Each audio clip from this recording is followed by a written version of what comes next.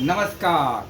मी गुलाबराव खंडागळे, संभाजीनगर, तालुका खुलताबाद येथील एक 6-7 वर्षापासून शून्य मशागत तंत्रज्ञानाकडे वळलेलो आहे आणि स्वतः तर शून्य मशागत तंत्रज्ञान जमिनीमध्ये शेतामध्ये करतोच, परंतु राज्याबाहेर अशा शेतकऱ्याकडे भरपूर असं शून्य मशागत तंत्रज्ञान करून घेतलेलं आहे आणि जवळपास 1.25 लाख एकर हे माझं क्षेत्र चालू आहे आणि ते आहे राज्याच्या बाहेर. काल काही शेतात फिरती घालत असताना शून्य मशागत तंत्रज्ञान एक आनंद वाटला की शून्य मशागत क्षेत्रामध्ये कापूस किती टोलला, कापसामध्ये इकॉनॉमी जर खर्च काढला तर मध्यावर मी अगदी म्हणजे लहान याच्यावर आला की ते 8-8, 9-9, 10 बॅगा पर एकर देतात. तिथं केवळ 110 किलो बेसल डोस दिला फक्त शेतकऱ्याने, 110 किलो 10-26 दिले. किती कमी डोस झाला. नायट्रोजन तर द्यायची गरजच भासली नाही. ज्यावेळेस हे शेतकरी 7-7 वर्ष, 6-6 वर्ष, 5-5 वर्ष बेड मोडत नाही, बेड तसाच ठेवता शेतामध्ये, बेड तारी त्याला कोण मारी अशा पद्धतीचं ते तंत्रज्ञान शून्य मशागतमध्ये आहे. हे तशा पद्धतीचे बेड तारण ठेवलेले आहे. त्यांचं हे रासायनिक खत मात्रा कितीतरी पटीत कमी झाली आज कालच्या पिस्तीमध्ये आणि सातत्याने पाऊस पर्जन्यमान चालू आहे. सकल भागात पाणी साचलेलं आहे.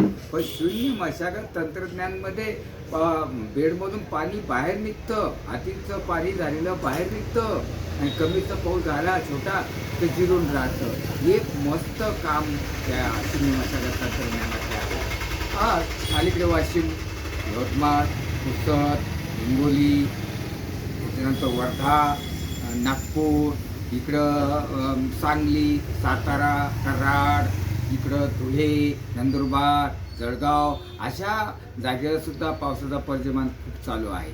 अशा जागेला जिथं शून्य मशागत तंत्रज्ञान चालू आहे तिथं ह्या अतिवृष्टीमुळे होणारं पीक हे आमचं खराब झालेलं नाही. हे तितकंच खरं आहे. आज प्रतिक्रिया येत आहे मला सगळ्या जिल्ह्यावरून की खंडागळे साहेब पीक मस्त उत्तम आहे आणि अतिचं पाणी हे बाहेर निघलेलं आहे, शेताबाहेर निघून निचरा झालेलं आहे आणि आपलं पीक बेडवर आहे अतिशय उत्तमरित्या आहे आणि जास्तीचा पाऊस झाल्यामुळे ते बाहेर निघाल्यामुळे ते तणाचं सुद्धा बंदोबस्त कंट्रोल जागीच झालेला आहे आणि जी काय तणनाशकं वापरल्यामुळे मुळं कुजल्यामुळे ती पाणी ॲब्सॉर्ब करण्याचं घटना जास्त झाली आहे आणि धारणशक्ती पाण्याची आणि पावसाळ्यात म्हणजे सगळे पाणी घेण्याची गरज ही जास्त झाली आहे. हे तितकंच खरं आहे. आज मी तिला हा जो व्हिडिओ करण्याचा एकच मार्ग होता बोलण्यामध्ये की एवढ्या अतिवृष्टीमध्ये सुद्धा शून्य मशागत तंत्रज्ञान जिथं शेतकऱ्यांनी वापरलं, जिथं 6-6 वर्ष, 5-5 वर्ष बेड टिकून धरली, अशा जागेला अतिवृष्टीमध्ये शेतकरी समोर गेला आणि पीक सुंदर तग धरून ठेवला. हा एक मला आज मी तिला आनंद झाला.